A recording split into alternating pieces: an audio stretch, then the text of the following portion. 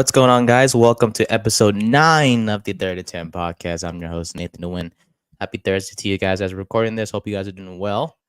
Thank you for your support always, checking us out wherever you get your podcast or on YouTube if you're watching there as well, or Facebook or Twitch or Twitter, X, or wherever the case may be.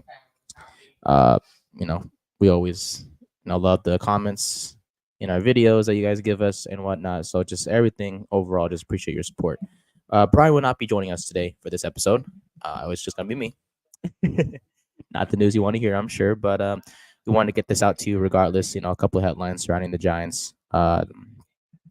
These past few days, some NFL news came out as well, so we'll talk about that, and then we'll go from there. So again, thank you for checking us out, and without further ado, let's get started, shall we? Brian will be back with us next week, so not to worry on that end. Alrighty, so let's start with our first segment of the day. It's going to be First Down, presented by SeatGeek. As you guys always know, use the code BELLYUPSPORTS for $20 off your first purchase. SeatGeek is the best place to get your tickets. Sporting events, the NBA playoffs are still going on. A lot of baseball games are still being played every single day. So SeatGeek is the best place to get your tickets, and they know what seats are good, and they will make sure to give you the best value or best bang for your buck, per se. So shout out to SeatGeek for sponsoring our first segment, also known as First Down. So the Giants. What's up with the Giants? We'll get that out of the way. The Giants made a couple moves. Today, as we're recording this, the Giants signed Allen Robinson, the wide receiver, the veteran wide receiver, I should say. He used to play for the Bears. He used to play for the Steelers recently as well. So shout out to him. 1 year deal is what the contract is. And Robinson, if we signed him like 2 years ago, then maybe we would be okay with it. I'm sure a lot of fans would be like, "Oh, the Giants made a great move," but signing Robinson right now, it's like whatever thing. You know what I'm saying? Because when you consider the fact that his lack of production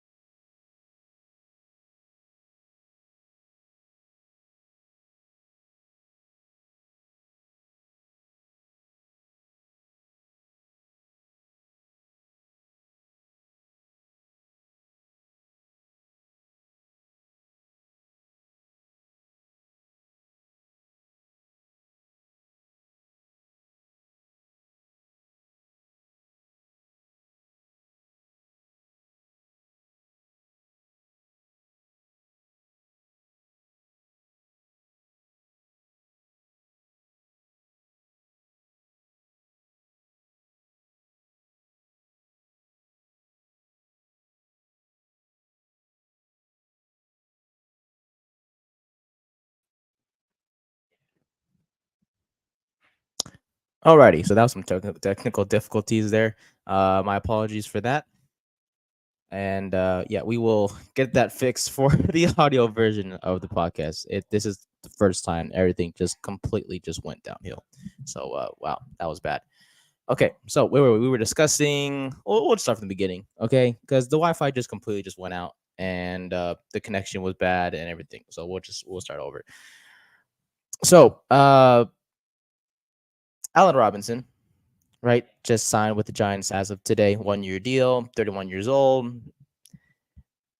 If the Giants signed him like 2 years ago, then we'll be all going nuts. Like, oh, the Giants have a wide receiver number one. Yeah, yeah, yeah. You know, he was great. Not the case these days.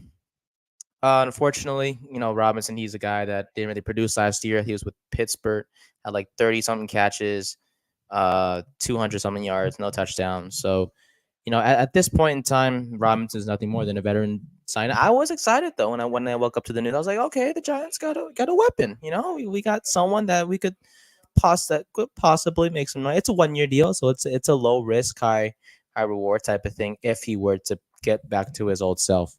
So I like the deal, but at the same time, it was like, you know, it's not a too big of a thing to think that.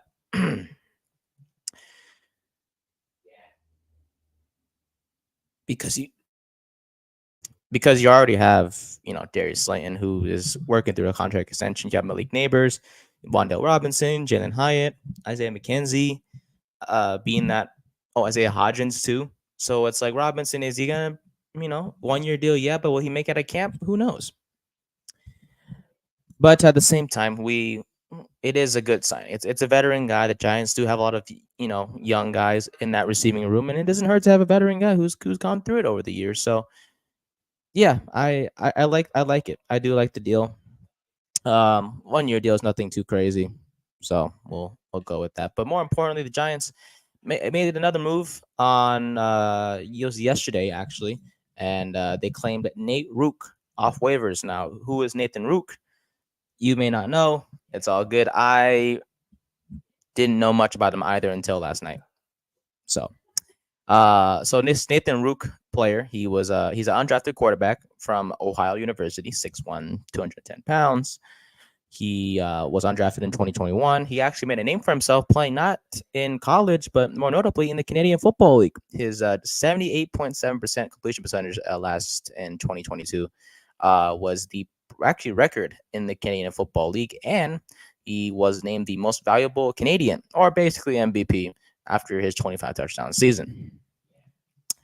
He was let go by the Patriots recently because, you know, when you have Jacoby Brissett, you have Drake May, you have Joe Milton, really no need for a fourth quarterback. You know what I'm saying? And they also have Bailey Zappi, just in case they wanted to go with the fourth quarterback. So because he's still there. So yeah, Rook was kind of expendable at that point in time with the drafting of the two quarterbacks in May and Joe Milton. And then you have Brissett, the veteran guy. Really don't need Farouk, and he was on waivers, placed on waivers.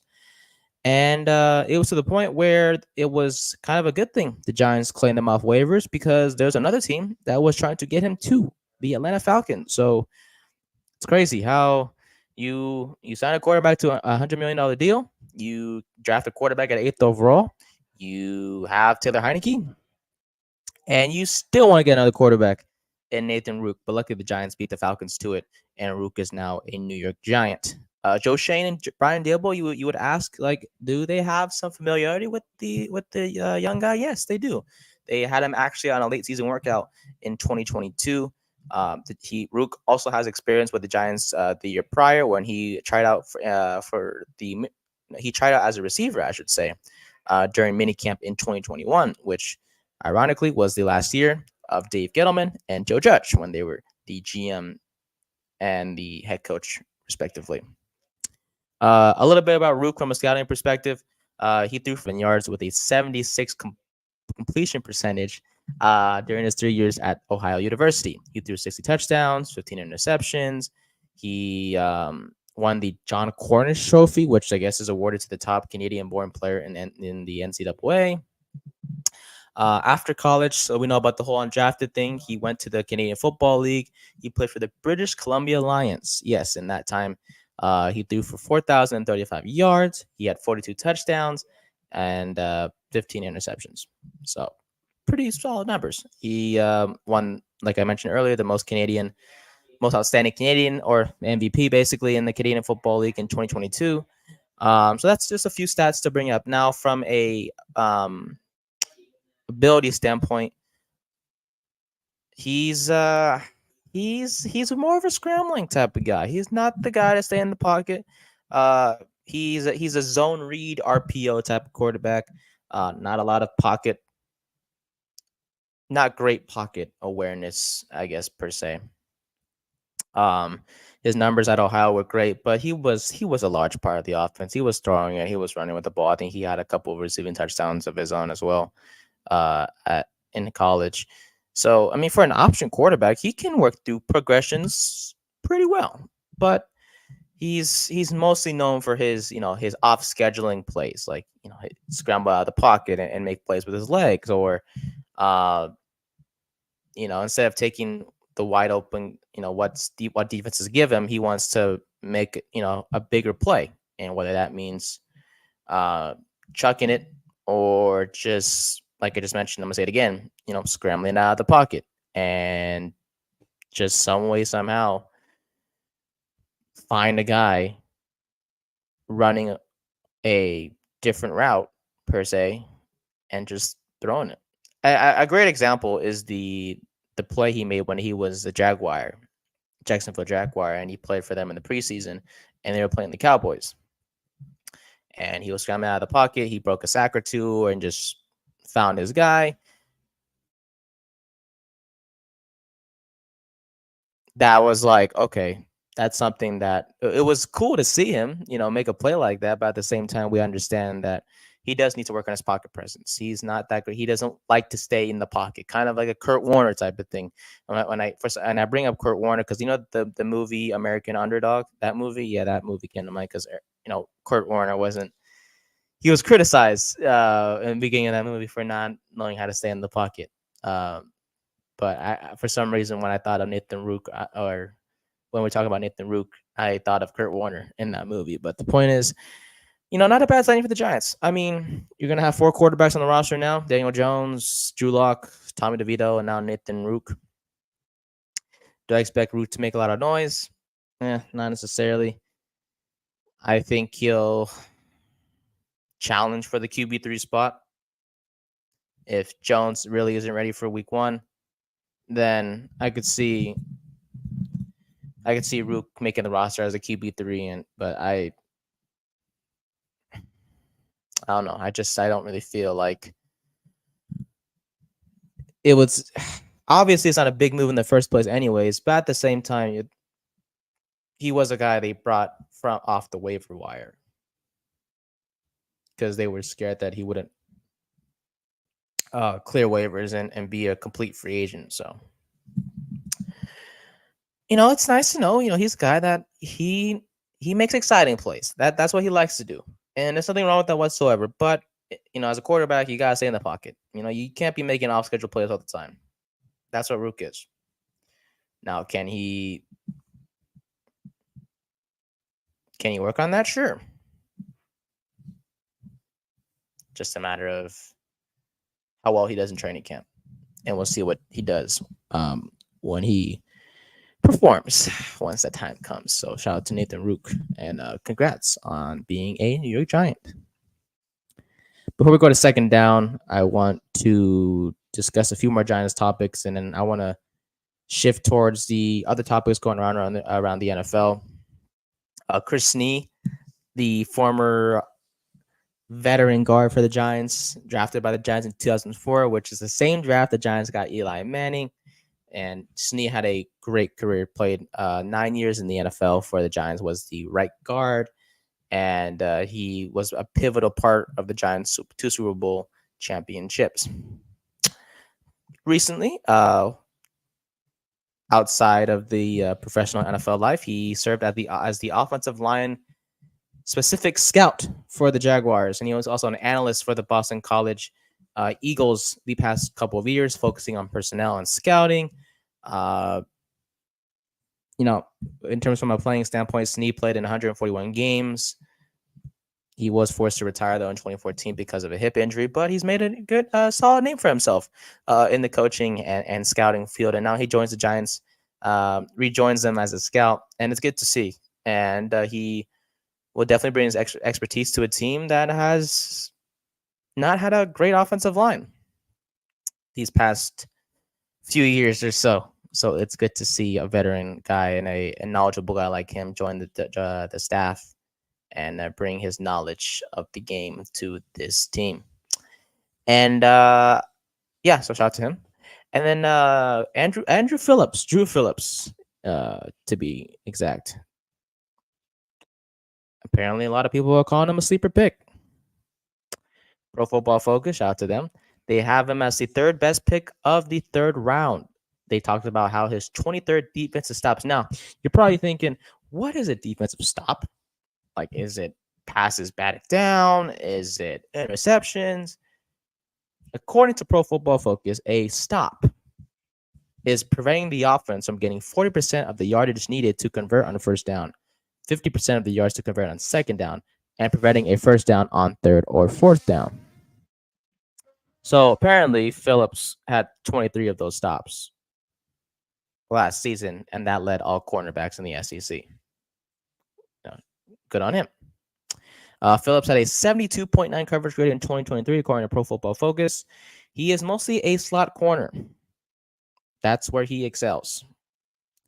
But here's the thing. What stands out the most about Phillips is his aggressive run support defense. Quote, he was always destined for the day two, but a few scouts had a late first round grade on Mr. Phillips. One of the reasons was his football acumen. Multiple teams said, I should say, that his combine interview was among the best out of all the prospects because of his ability to see the game and grasp defensive concepts. So it's clear he's a smart guy, smart prospect, smart player. He's physical at the position, and that, if you really think about it, right? Press coverage, one-on-one with the receiver. You gotta be really close to him, jam him off the line. Boom, you got to be aggressive. Now, the one thing about Phillips is he's not his hips aren't as fluid. He can't really turn his hips fast, but he's fast, but like in terms of flipping his hips and whatnot, he does struggle with that at times. His confidence in zone coverage isn't that great. Considering the fact that he's great in man, like he's solid in man coverage, but when it comes to zone coverage, like a little bit shaky. But look, if teams had a late first round grade on him, it's for a reason, and it's because of his ability to see the game in a way that not others can. And for him to fall to the third round to the Giants, who desperately needed a cornerback number 2.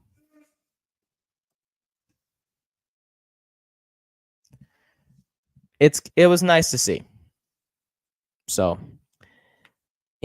Phillips is a guy that I at first I was like, okay, kind of questionable. We could have got some other corners that were in the draft still. One guy I liked the most was Chris Abrams-Drain, who fell to the 5th round to the Broncos. And but at the same time, I'm happy with Phillips. I do like his confidence matching up against receivers one-on-one up close. And at the same time, I understand that there will be some limitations to start. He may only be a slot guy, which is kind of concerning because the Giants need a guy that can play on the outside of Deontay Banks. So,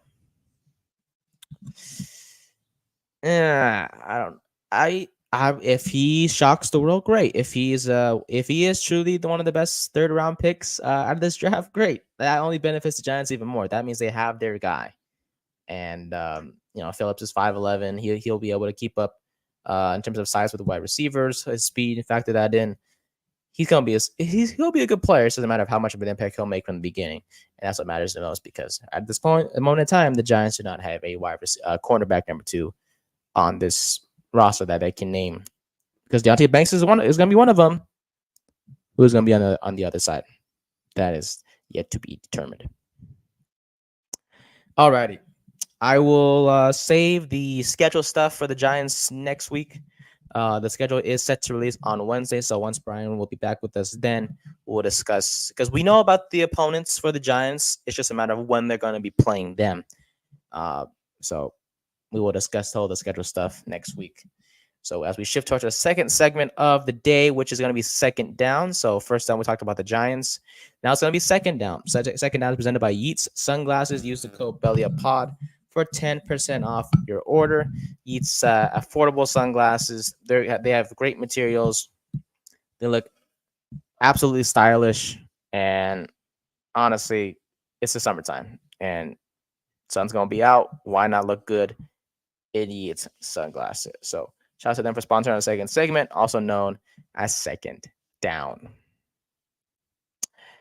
Alrighty, so not sure if you guys heard about Mr. Austin Rivers. You know him, the basketball player, Doc Rivers' son, the son of a coach who didn't make it out of the first round with the team, but with Giannis and okay, I get it. Okay, Lillard and Giannis were hurt. Yeah, sure. Okay, great. Apparently, though, Austin Rivers made some headlines recently. The former point guard apparently said that you can put 30 NBA players in the NFL and they'll succeed. And you cannot put NFL players in the NBA and they will succeed. Let me get this straight. A guy who has no job goes on air, and I mean no job as in not playing the NBA, says you can't put 30 NBA players in the NFL. You can't put 30 players in, that are basketball players in the NFL, but you can't put 30 NFL players in the NBA and have success. Okay, buddy. Let me get this straight. Okay. There's a difference. Big difference. In the NFL, you're cutting. You're running and cutting in ways that you don't do in basketball. Basketballs are just back and forth, running up and down, up and down.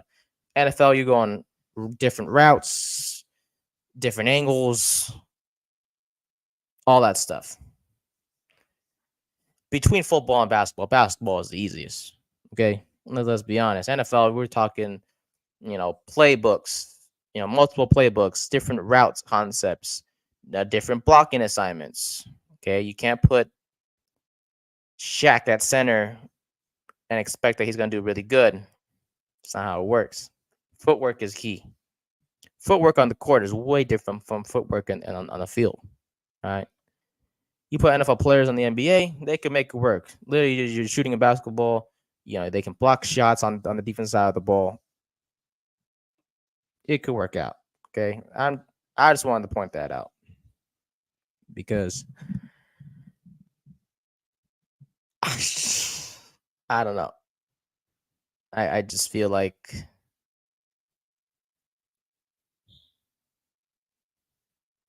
it was such a bogus comment. I know the two sports are obviously different, but you can't put 30 NBA guys in the NFL and say they're going to succeed. It's way different. Too many concepts, too many schemes. The running and all that is way different between the field and the court. I could see NFL players playing in the NBA. I could see them having more success than vice versa, putting basketball players on in a football field. And then JJ Watt, he made a tweet responding back to Austin Rivers saying, "You don't got a job in either right now, so how about you go ahead and try it?" Honestly, pretty solid argument to me. Other NFL news: Tyler Boyd, the former Bengals wide receiver, signing with the Titans on a one-year deal worth up to $4.5 million. It's a notable move, not only because he joins the team as their wide receiver number 3, but also he reunites with his coach in Brian Callahan, who was the offensive coordinator with Boyd during their time in Cincinnati. And so they're, reuniting once again. So Boyd joins a team that has Calvin Ridley and DeAndre Hopkins, both receivers signed to pretty good, solid amount of deals, good amount of money in their deals. Also, Treylon Burks, he'll be joining him as well, who kind of shifts to a wide receiver number 4 if he does remain on the roster. The former first-round pick has been very, very underwhelming since his arrival. So, but now, hey, Will Levis, you got 4 weapons. You got Burks, you got Boyd, you got Hopkins, you got Ridley. Don't forget about Okonkwo, the tight end. Tennessee got some weapons over there, and you got Tony Pollard in the backfield. So I like it. I did like the move. You can, Will Levis deserves as much help as he can have. The address offensive line in the draft, getting J.C. Latham at the 7th overall, which some people say that's a reach. I say it was kind of a necessity because Joe Alt was chosen at number 5. That kind of leaves you with the next tier of offensive tackles, and Latham, he's a big dude. He's a big dude. He's athletic though, at the same time. So they are building the offense. Tennessee is. And speaking of Boyd, by the way, last season had 67 catches, 667 yards, 2 touchdowns. On their Super Bowl run, he was very pivotal, per se, during that year. So, before Jamar Chase and T. Higgins came along for the ride, Boyd was the leading receiver for that team. And unfortunately, his role changed throughout the years with Chase's emergence and Higgins playing the way he's been playing. So now he'll get to show us what he can do in Tennessee with Will Levis and Brian Callahan. So shout out to the Titans for making that move, and we'll see how that pans out as they look to make some noise in the AFC South. And then, shout out to Devin Funchess, by the way. Speaking about players who could play on the basketball court, Devin Funchess became the first NFL player to sign a professional basketball contract. Yes, he is not going to be playing the NBA, though, but he will be playing in a different league called the Professional Colombia Basketball League, also known as Baloncesto Profesional Colombiano. I think I nailed that one. He'll be playing for the team called the Caribbean Storm Llaneros. And so, yeah, he's going to be trying to do his thing over there. He played in the NFL up until 2022 when he was with the Panthers. And, yeah, I mean, kind of cool how plans change. You go from a sport you know your whole life in football to, he has experience playing basketball in his past, of course, but when you go from, being a professional football player to shifting towards basketball court, that's pretty cool, I must say. So shout out to Mr. Funchess. That just shows Austin Rivers, hey, NFL players can play basketball. Maybe next week we'll check on his statistics because I don't see any on my end that I could look up, but I will do further research on that one, and we'll see how Funchess is doing over there. I don't even know if the season's even started over there or if it's what process it's in. We'll find out. We shift to our third and final segment of the day, known as Third Down. Third Down is presented by Righteous Felon Jerky. Use the code BELLYUP for 15% off your order. These snacks are outstanding. Great to have in your pantry.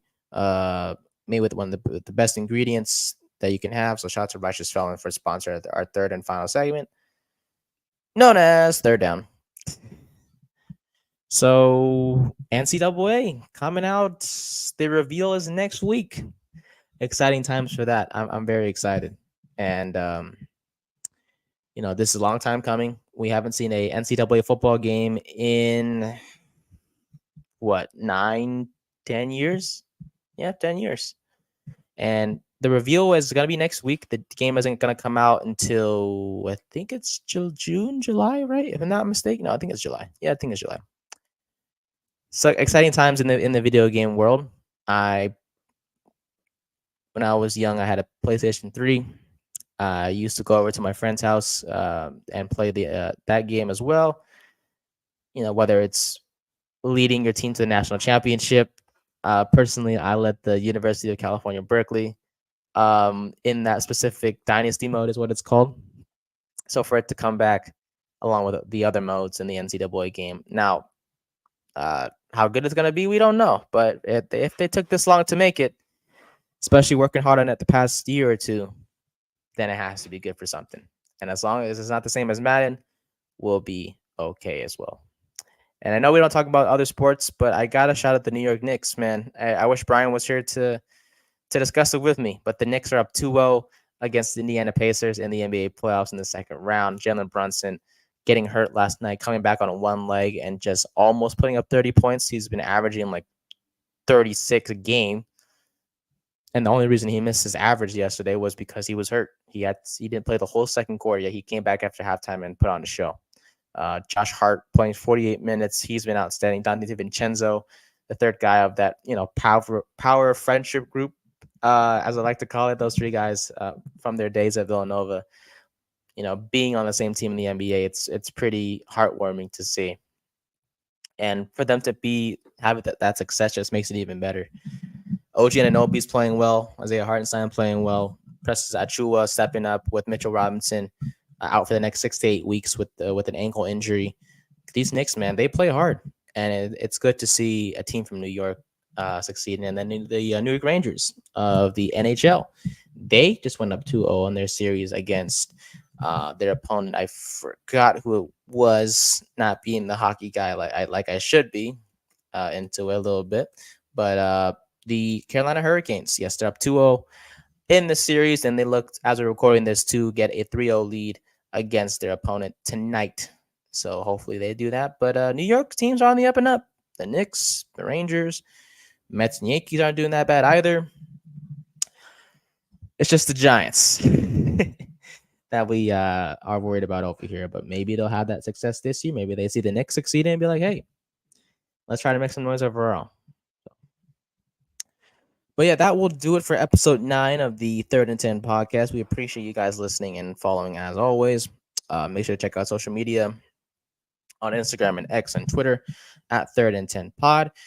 You can follow me on those same social media platforms. My personal account is Nathan_Nguyen24. And check out the audio version on Spotify when it comes out or wherever you get your podcast. And we'll be back with you on Monday to discuss the Giants' schedule. In terms of their opponents and who they'll be playing. The reveal isn't going to be until Wednesday. So once we get that reveal, we'll go over the schedule specifically on Thursday. But we'll give you guys a glimpse of who they'll be playing on Monday. So we'll do with that. Any other headlines from the NFL, we'll discuss that as well. And we'll have more things planned out. So until Monday, we appreciate you as always. Thank you so much for listening to the 3rd and 10 podcast. I've been your host, Nathan Nguyen. Enjoy your weekend. We will see you next week. Have a great one. Thank you very much.